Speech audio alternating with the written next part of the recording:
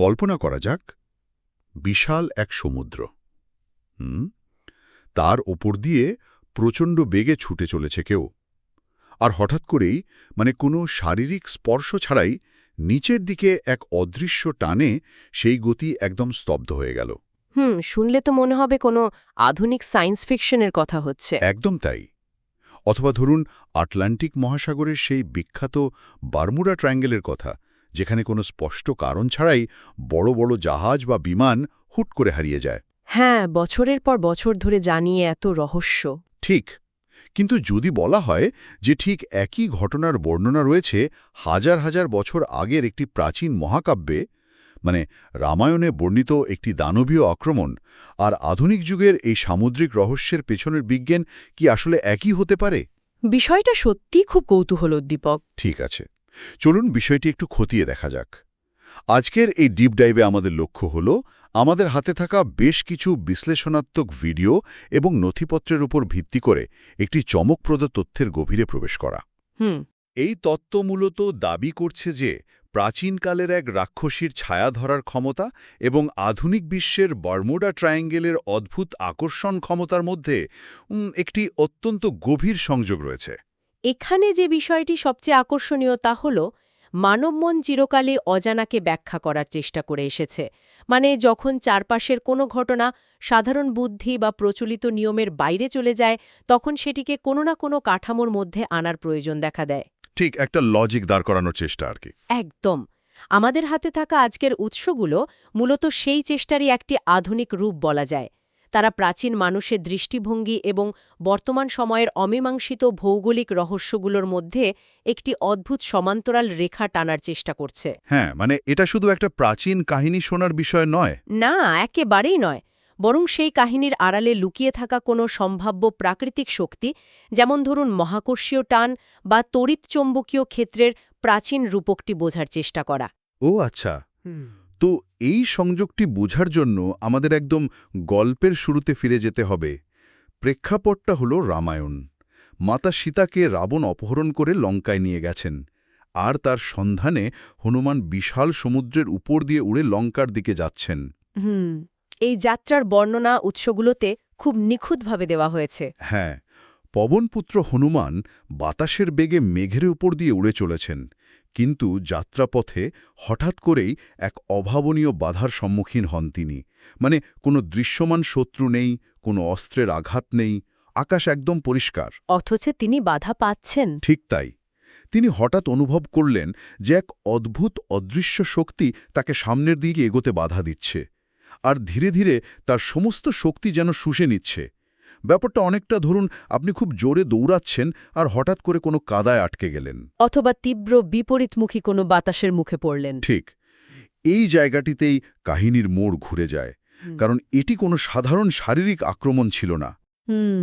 উৎসগুলোর বর্ণনা অনুযায়ী হনুমানের মনে হচ্ছিল যেন কেউ তাকে শূন্য থেকে নিচের দিকে প্রবল বেগে টানছে। প্রাচীন গ্রন্থে এই ধরনের অদৃশ্য বাধাকে খুব অদ্ভুতভাবে তুলে ধরা হয়েছে। হ্যাঁ, একটা রাক্ষসীর কথা বলা হয়েছে, তাই না? একদম।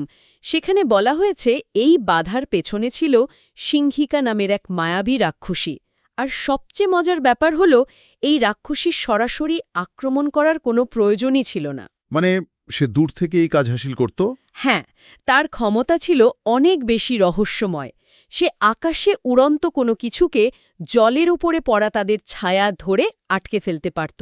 এই ছায়া আটকে ফেলার ব্যাপারটা একটু তলিয়ে দেখা দরকার আমার মনে হয়। আকাশে অনেক উপরে কেউ উঠছে, আর নিচে সমুদ্রের জলে তার যে প্রতিচ্ছবি বা ছায়া পড়ছে সেটা কি কেউ একজন খপ করে ধরে ফেলল? শুনতে অদ্ভুত লাগে খুব। হ্যাঁ, আর ওপরে থাকা সেই ব্যক্তি শূন্যে আটকে গেল। আক্ষরিক অর্থে শুনলে তো পুরো বিষয়টাকে জাদুকরী রূপ কথা ছাড়া আর কিছুই মনে হয় না। হ্যাঁ, প্রথম দেখায় তাই মনে হবে। তবে এই অদৃশ্য শক্তির বাধাকে যদি আমরা বাস্তব জীবনের কোনো উপমার সাহায্যে বোঝার চেষ্টা করি, তাহলে বিষয়টা একটু পরিষ্কার হতে পারে। একটা কাঁচের টেবিলের কথা ভাবা যাক। টেবিলের ওপরে একটা লোহার টুকরো রাখা আছে, আর টেবিলের নিচ থেকে একটা শক্তিশালী চুম্বক দিয়ে সেই লোহার টুকরোটাকে টানা হচ্ছে। চমৎকার একটা উপমা দিয়েছেন। ওপর থেকে দেখলে মনে হবে লোহার টুকরোটা একা একাই নড়ছে বা একটা জায়গায় শক্ত হয়ে আটকে গেছে। ঠিক, কোনো অদৃশ্য হাত যেন তাকে নিচ থেকে আষ্টেপৃষ্ঠে ধরে আছে। রামায়ণে বর্ণিত সিংহিকার এই ছায়াধরা কি তাহলে ঠিক এই ধরনের কোনো অদৃশ্য টানেরই প্রাচীন বর্ণনা? এই উপমাটি উৎসগুলোর মূল দাবির সাথে পুরোপুরি মিলে যায়। আসলে প্রাচীন মানুষ তো আর এই ধরনের অদৃশ্য শক্তিগুলোকে প্রাকৃতিক নিয়ম বা ভৌত শক্তির দৃষ্টিকোণ থেকে ব্যাখ্যা করার ভাষা জানত না। মানে তাদের কাছে মহাকর্ষ বা ম্যাগনেটিক ফিল্ডের মতো শব্দগুলো ছিল না। একদমই তাই। যখন তারা দেখত যে দূর থেকে কোনো অদৃশ্য টানে বিশাল কোনো বস্তু আটকে যাচ্ছে বা ধ্বংস হচ্ছে, তখন তারা সেটিকে কোনো না কোনো অতি প্রাকৃত সত্তা বা দানবের রূপ দিত। বুঝতে পারছি। জলের উপর পড়া ছায়া ধরে আটকে ফেলার যে রূপকটি এখানে ব্যবহার করা হয়েছে তা মূলত এমন একটি শক্তির প্রতীক যা কোনো শারীরিক সংস্পর্শ ছাড়াই দূর থেকে কাজ করতে পারে। আচ্ছা, উৎসগুলোর আরেকটু গভীরে গেলে দেখা যায় এই সিংহিকা রাক্ষসী কেবল একজন সাধারণ দানবী ছিল না, তার পরিচয়ের সাথে একটি অত্যন্ত নাটকীয় প্রেক্ষাপট জুড়ে দেওয়া হয়েছে। হ্যাঁ, তার একটা ইতিহাস আছে। সিংহিকা ছিল রাহুর মাতা। হিন্দু পুরাণ অনুযায়ী রাহু সূর্যকে গ্রাস করে এবং এর ফলেই সূর্যগ্রহণ ঘটে। অন্যদিকে হনুমান ছোটবেলায় সূর্যকে একটি মিষ্টি ফল ভেবে খেতে গিয়েছিলেন। অর্থাৎ হনুমান এমন একটি কাজ করতে গিয়েছিলেন যা ছিল রাহুর একচেটিয়া অধিকার। এই প্রেক্ষাপটটি কাহিনীর মনস্তাত্ত্বিক দিকের জন্য অত্যন্ত গুরুত্বপূর্ণ। উৎসগুলোর সংলাপে সিংহিকা স্পষ্টভাবে বলছে যে হনুমান যখন তার সীমানায় প্রবেশ করে তখন সেইটিকে কেবল আহার সংগ্রহের সুযোগ হিসেবে দেখেনি। তার মানে এটা একটা ব্যক্তিগত আক্রোশ ছিল। ঠিক তাই, এটি ছিল তার কাছে প্রতিশোধ নেওয়ার একটি মোক্ষম সুযোগ। তবে এখানে একটি বিষয় গভীরভাবে লক্ষ্য করার মতো। প্রকৃতির নিয়মের তো কোনো আবেগ থাকে না, তার কোনো ব্যক্তিগত ক্ষোভ থাকে না। হ্যাঁ, প্রকৃতি তো সম্পূর্ণ নৈবেক্তিক। একদম। কিন্তু যখন প্রাচীন মানুষ কোনো প্রাকৃতিক বিপর্যয়ের মুখোমুখি হতো, তখন সেই নৈবেক্তিক শক্তির ধ্বংসাত্মক আচরণকে বোধগম্য করার জন্য তারা তার উপর মানুষের মতো আবেগ, ক্ষোভ এবং প্রতিশোধের স্পৃহা আরোপ করত। তার মানে সিংহিকার এই প্রতিশোধের গল্পটি আসলে সেই অজানা প্রাকৃতিক শক্তির প্রতি মানুষের ভয়েরই একটি মনস্তাত্ত্বিক প্রতিফলন। ঠিক বলেছেন। কিন্তু এখানেই আমার একটা বড়সড় খটকা লাগছে। সিংহিকা প্রতিশোধ নিতে চাইছে, ঠিক আছে, এবং তার সেই প্রতিশোধ নেওয়ার হাতিয়ার ছিল এই ছায়ার ফাঁদ বা শ্যাডো ট্র্যাপ। উৎসগুলো জানাচ্ছে যে হনুমান তার ছায়াকে অদৃশ্য করার বা নিজেকে ওই অদৃশ্য টান থেকে ছাড়িয়ে নেওয়ার আপ্রাণ চেষ্টা করেও ব্যর্থ হন। তাকে বলা হয় যে তার পরচ্ছায়া জালে আটকে গেছে। হ্যাঁ, তাকে আটকে ফেলা হয়েছিল। এবার প্রশ্ন হল, হনুমান তো মলাবলী, মানে তার শক্তির কোনো পরিসীমা নেই। তিনি আস্ত একটি পর্বত তুলে আনতে পারেন। তাহলে কেবল একটি ছায়া ধরা পড়ার কারণে তিনি এত অসহায় হয়ে পড়লেন কেন? এটি কি একটু বেশি অদ্ভুত নয়? আপনার যুক্তিটা বেশ শক্ত। ছায়া তো আর কোনো লোহার শেকল নয়। শারীরিক শক্তি প্রয়োগ করে এই বাঁধন কেন ছেড়া গেল না? এই প্রশ্নটি এই পুরো তত্ত্বের একেবারে কেন্দ্রে অবস্থান করছে। এর উত্তরটি শারীরিক শক্তির মধ্যে নেই, বরং আছে শক্তির ধরনটির মধ্যে। মানে যখন হনুমানের মতো একজন অসীম শারীরিক শক্তির অধিকারী সত্তাও বল প্রয়োগ করে ব্যর্থ হন, তখন বুঝতে হবে এই বাধাটি মোটেও শারীরিক নয়। তাহলে এটা কি ধরনের বাধা? এই ছায়াধরা আসলে একটি অত্যন্ত শক্তিশালী চৌম্বকীয় সদৃশ শক্তির, মানে ম্যাগনেটিক লাইক পাওয়ারের রূপক হতে পারে, অথবা ধরুন কোনো প্রবল মহাকর্ষীয় টান। আচ্ছা, যখন কোনো বিশাল প্রাকৃতিক আকর্ষণ বল বা গ্র্যাভিটেশনাল পুল কোনো বস্তুকে টেনে ধরে, তখন সেখানে পেশি শক্তি বা বাহুর জোর কোনো কাজ করে না, কারণ সেই শক্তি কেবল শরীরের কোনো একটা অংশকে ধরে রাখে না, বরং সেটি কাজ করে পুরো বস্তুটির অস্তিত্বের উপর। তার মানে শারীরিক শক্তি দিয়ে এই ধরনের প্রাকৃতিক ফাঁদ থেকে বা ইলেকট্রোম্যাগনেটিক ফিল্ড থেকে পালানো যায় না, এটাই বোঝানো হচ্ছে। ঠিক তাই। মানুষ যতই শক্তিশালী হোক না কেন, যদি চারপাশের পরিবেশকে কোনো তীব্র চৌম্বকীয় আকর্ষণ বা অভিকর্ষজ বল নিয়ন্ত্রণ করে, তবে সেখানে তাকে আটকে থাকতেই হবে। আর ঠিক এই কারণেই এই ধরনের বিপদের হাত থেকে বাঁচার জন্য পেশি শক্তির চেয়ে বুদ্ধির অনেক বেশি প্রয়োজন হয়। ওয়াও! আর ঠিক এই জায়গাতেই হনুমানের অসামান্য উপস্থিত বুদ্ধির পরিচয় পাওয়া যায়। একদম। উৎসগুলো অত্যন্ত রোমাঞ্চকরভাবে বর্ণনা করেছে যে হনুমান বুঝতে পেরেছিলেন এখানে গায়ের জোরে কোনো লাভ হবে না। সিংহিকা যখন তাকে গ্রাস করার জন্য বিশাল মুখ খোলে, তখন হনুমান নিজেকে আরও বড় বা শক্তিশালী না করে সম্পূর্ণ বিপরীত একটি কাজ করেন। হ্যাঁ, তিনি খুব অদ্ভুত একটা সিদ্ধান্ত নেন। তিনি নিজেকে অত্যন্ত ছোট করে ফেলেন। উৎসগুলোতে বলা হয়েছে তিনি মশক সমান রূপ বা মশার মতো অতি ক্ষুদ্র একটি রূপ ধারণ করেন। কিন্তু এখানেও তো আমার একটা পাল্টা যুক্তি আছে। কি রকম? যখন কোনো শিকারী প্রাণী কাউকে খাওয়ার জন্য মুখ খোলে, তখন ছোট হয়ে যাওয়াটা কি উল্টো আরও বেশি বিপজ্জনক নয়? মানে ছোট হলে তো গিলে খাওয়া আরও সহজ হয়ে যাওয়ার কথা। এখানেই বুদ্ধিমত্তার আসল খেলা। যদি আমরা এটিকে বৃহত্তর প্রাকৃতিক শক্তির বা বৈজ্ঞানিক প্রেক্ষাপটে বিশ্লেষণ করি, তবে বিষয়টি পরিষ্কার হবে। আচ্ছা, কিভাবে? যে কোনো শক্তিশালী আকর্ষণকারী বল বস্তুর আকারের উপর বা মাসের উপর নির্ভর করে কাজ করে। বস্তুটি যত বড় হবে, আকর্ষণকারী বলের প্রভাবও তার উপর তত বেশি পড়বে। হনুমান যখন বিশাল আকারে ছিলেন, তখন সেই অদৃশ্য সামুদ্রিক টান বা মহাকর্ষীয় শক্তি তাকে পুরোপুরি আটকে রেখেছিল। ও আচ্ছা, মানে তার সারফেস এরিয়ার ভর বেশি ছিল বলে। ঠিক তাই।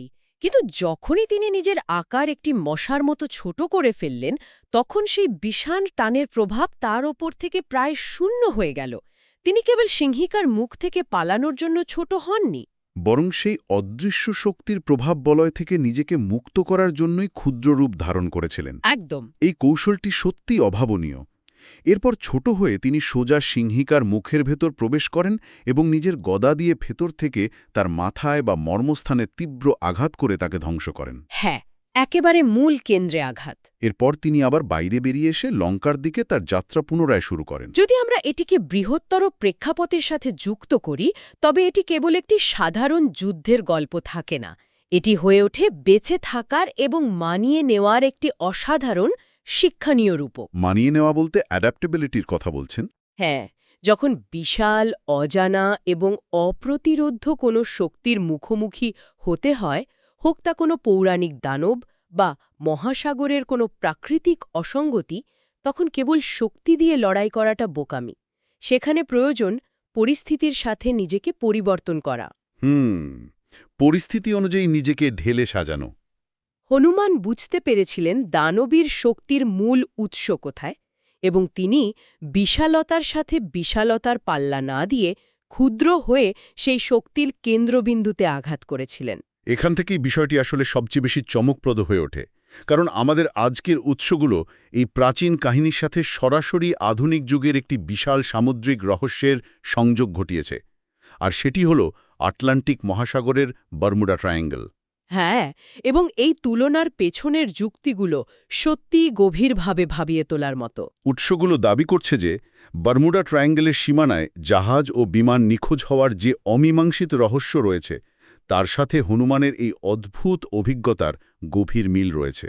হ্যাঁ, প্রচুর মিল পাওয়া যায়। মানে বারমুডা ট্রায়াঙ্গলের কথা উঠলেই তো আমাদের চোখের সামনে ভেসে ওঠে এমন এক সামুদ্রিক অঞ্চল যেখানে অসংখ্য জাহাজ এবং বিমান কোনো চিহ্ন না রেখেই যুগের পর যুগ ধরে গায়েব হয়ে গেছে। অনেক বৈজ্ঞানিক বিশ্লেষক মনে করেন যে সেখানে সমুদ্রের নিচে তীব্র চৌম্বকীয় অসঙ্গতি বা ম্যাগনেটিক অ্যানোমালি রয়েছে। এটা একটা খুব জনপ্রিয় তত্ত্ব। এই অসঙ্গতি নাকি এতই শক্তিশালী যে তা কম্পাস বা ন্যাভিগেশন যন্ত্রকে সম্পূর্ণ বিকল করে দেয় এবং বিশাল ও ভারী বস্তুকেও নিমেষের মধ্যে সমুদ্রের অতলে টেনে নিয়ে যেতে পারে। মানে আধুনিক বিজ্ঞান যাকে হয়তো শক্তিশালী ইলেকট্রোম্যাগনেটিক ফিল্ড হিসাবে ব্যাখ্যা করতে পারে। আর এখানেই উৎসগুলোর একটি নির্দিষ্ট শব্দবন্ধ খুব স্পষ্টভাবে নজর কাড়ে। তারা সিংহিকার শক্তিকে আক্ষরিক অর্থেই চৌম্বকীয় সদৃশ শক্তি বা ম্যাগনেটিক লাইক পাওয়ার হিসেবে উল্লেখ করেছে। আচ্ছা। যদি দুটো বিষয়কে পাশাপাশি রাখা যায়, তবে দেখা যাবে বারমুডা ট্রায়াঙ্গল যেমন তার সীমানায় প্রবেশকারী যে কোনো কিছুকে, তা সে যত বড় জাহাজ বা দ্রুতগামী বিমানই হোক না কেন, একটি অদৃশ্য শক্তির সাহায্যে নিচে সমুদ্রের গভীরে টেনে নেয়। রামায়ণের সিংহিকার ছায়া ধরার ক্ষমতাও ঠিক একইভাবে কাজ করত। অর্থাৎ হনুমান আকাশে উড়ছিলেন আর সিংহিকার নিচে জল থেকে এক অদৃশ্য টানে তাকে আটকে ধরছিল। একদম। আধুনিক বিমানগুলো যখন বারমুডা ট্রায়াঙ্গলের ওপর দিয়ে ওড়ে, তখন ঠিক একইভাবে অদ্ভুত কোনো অদৃশ্য টানের শিকার হয়ে রেডারের বাইরে চলে যায় বা সমুদ্রে আছড়ে পড়ে বলে বিভিন্ন তথ্যে দাবি করা হয়। হাজার বছর আগের মানুষের কাছে তো আর চৌম্বকীয় অসঙ্গতি বোঝানোর মতো কোনো আধুনিক শব্দ ছিল না। না, সেটা তো সম্ভব নয়। তাই তারা হয়তো এই ধ্বংসাত্মক এবং অদৃশ্য টানকে একটি রাক্ষসীর ছায়া ধরার জাদুকরী ক্ষমতা হিসেবেই কল্পনা করেছিল। এই বিশ্লেষণটি অত্যন্ত নিখুঁত। প্রাচীন গ্রন্থগুলোতে বর্ণিত দানবদের ক্ষমতা এবং বর্তমান সময়ের প্রাকৃতিক শক্তিগুলোর মধ্যে একটি সূক্ষ্ম পার্থক্য আছে, আবার একই সাথে গভীর মিলও রয়েছে। পার্থক্যটা ঠিক কোথায়? দানবদের ক্ষেত্রে একটি নির্দিষ্ট উদ্দেশ্য বা ক্ষোভ থাকে, যেমন সিংহিকার ছিল রাহুর প্রতিশোধ নেওয়ার আকাঙ্ক্ষা। কিন্তু প্রাকৃতিক চৌম্বকীয় অসঙ্গতির কোনো আবেগ বা উদ্দেশ্য থাকে না। এটি কাউকে ব্যক্তিগত আক্রোশ থেকে টানে না, এটি সম্পূর্ণ নৈর্ব্যক্তিক। প্রকৃতি তো অন্ধ। ঠিক, কিন্তু প্রাচীন মানুষ যখন এই নৈর্ব্যক্তিক শক্তির কারণে কোনো ধ্বংস বা প্রাণহানি ঘটতে দেখত, তখন তারা সেই ভীতিপ্রদ ঘটনাটিকে বোধগম্য করার জন্যেই তাকে একটি দানবীয় চরিত্রের রূপ দিত। অজানা এবং অদেখা বিষয়কে একটি চেহারা দিলে তার সাথে লড়াই করার বা তাকে ব্যাখ্যা করার একটা মানসিক শান্তি পাওয়া যায়। কিন্তু এই তত্ত্বে একটি অনেক বড় ফাঁক রয়েছে, যা এড়িয়ে যাওয়ার কোনো উপায় নেই। আচ্ছা, কি সেটা? উৎসগুলো থেকে পাওয়া একটি অত্যন্ত চমকপ্রদ এবং একই সাথে বিতর্কিত দাবি হল, কিছু মানুষ নাকি বিশ্বাস করেন যে স্থানে সিংহিকাকে বধ করা হয়েছিল সেটি আসলে বর্তমানের বারমুডা ট্রায়াঙ্গেল। কিন্তু একটু সাধারণ জ্ঞান প্রয়োগ করলেই তো বোঝা যায় যে এর ভৌগোলিক অবস্থান একেবারেই মেলে না। এটা একটা বড় সমস্যা। মানে রামায়ণের এই নির্দিষ্ট ঘটনাটি ঘটছে ভারতবর্ষ এবং শ্রীলঙ্কার মাঝখানে, ভারত মহাসাগরের কোনো এক জায়গায়। আর বারমুডা ট্রায়াঙ্গেল অবস্থিত পৃথিবীর একেবারে অপর প্রান্তে, আটলান্টিক মহাসাগরে। ভারত মহাসাগর আর আটলান্টিক মহাসাগর তো আর এক হতে পারে না। তাহলে এই দুটো স্থানকে এক করে দেখার যৌক্তিকতা কোথায়? এটি একটি গুরুত্বপূর্ণ প্রশ্নের জন্ম দেয়, এবং এই ভৌগোলিক অসামঞ্জস্যতাকেই অনেক সময় এই ধরনের তত্ত্বের দুর্বলতা হিসেবে ধরা হয়। আক্ষরিক অর্থে ভৌগোলিক অবস্থান কোনোভাবেই এক নয়। মানচিত্রের দিকে তাকালে এই দাবির কোনো বাস্তব ভিত্তিই পাওয়া যায় না। তাহলে উৎসগুলো এমন দাবি করছে কেন? কারণ আমাদের বুঝতে হবে যে মেথ বা পুরাণগুলো কিভাবে তৈরি হয়, কিভাবে সেগুলো এক স্থান থেকে অন্য স্থানে বাহিত হয়, এবং কিভাবে সেগুলো মানুষের অভিজ্ঞতার সাথে মিশে যায়। এই বিষয়টা আরেকটু পরিষ্কার করা দরকার। মিথ কিভাবে ভৌগোলিক সীমানা পেরিয়ে যায়? পৃথিবীর বুকে কেবল একটি নির্দিষ্ট স্থানেই যে অদ্ভুত সামুদ্রিক আকর্ষণ বা চৌম্বকীয় অসঙ্গতি রয়েছে তা কিন্তু নয়। পৃথিবীর বিভিন্ন সমুদ্রে এ ধরনের শক্তিশালী প্রাকৃতিক অসঙ্গতি বা বিপজ্জনক সামুদ্রিক ঘূর্ণির অস্তিত্ব থাকতে পারে। হ্যাঁ, তা তো পারেই। প্রাচীনকালে নাবিকরা যখন বাণিজ্যের উদ্দেশ্যে বা আবিষ্কারের নেশায় পৃথিবীর বিভিন্ন সমুদ্রে যাতায়াত করতেন, তখন তারা হয়তো এমন অনেক ভয়ঙ্কর প্রাকৃতিক শক্তির মুখে পড়তেন যেখানে হয়তো তাদের নৌকা বা জাহাজ অদৃশ্য কোনো টানে নিমেষেই তলিয়ে যেত। যারা এই ধরনের অভিজ্ঞতা থেকে বেঁচে ফিরতেন, তারা সেই রোমহর্ষক গল্পগুলো নিজেদের দেশে নিয়ে আসতেন। ও, তার মানে ঘটনা হয়তো পৃথিবীর অন্য কোনো মহাসাগরে, এমনকি প্রাচীন কোনো নাবিকের আটলান্টিক বা অন্য কোনো সাগরে ভ্রমণের সময় ঘটে থাকতে পারে। কিন্তু যখন সেই গল্প মুখে মুখে ছড়িয়েছে, তখন বর্ণনাকারী সেটাকে তার পরিচিত প্রেক্ষাপটে, অর্থাৎ রামায়ণের কাহিনীর সাথে বা স্থানীয় কোনো সাগরের সাথে মিলিয়ে দিয়েছেন। ঠিক তাই। ভৌগোলিক অবস্থান আক্ষরিক অর্থে না মিললেও মূল ধারণাটি বা ঘটনার কেন্দ্রবিন্দুতে থাকা ভীতিকর অভিজ্ঞতাটি কিন্তু একই রয়ে গেছে।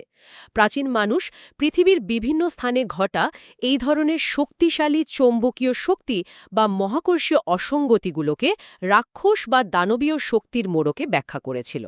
বুঝতে পারছি। তাই সিংহিকাকে কেবল ভারত মহাসাগরের একটি নির্দিষ্ট রাক্ষসী হিসাবে না ভেবে তাকে পৃথিবীর বুকে ছড়িয়ে থাকা যে কোনো তীব্র ও ধ্বংসাত্মক সামুদ্রিক শক্তির একটি প্রাচীন রূপক হিসাবে বিবেচনা করাই অনেক বেশি যুক্তিসঙ্গত। এটা সত্যি একটা সম্পূর্ণ নতুন দৃষ্টিকোণ খুলে দেয়।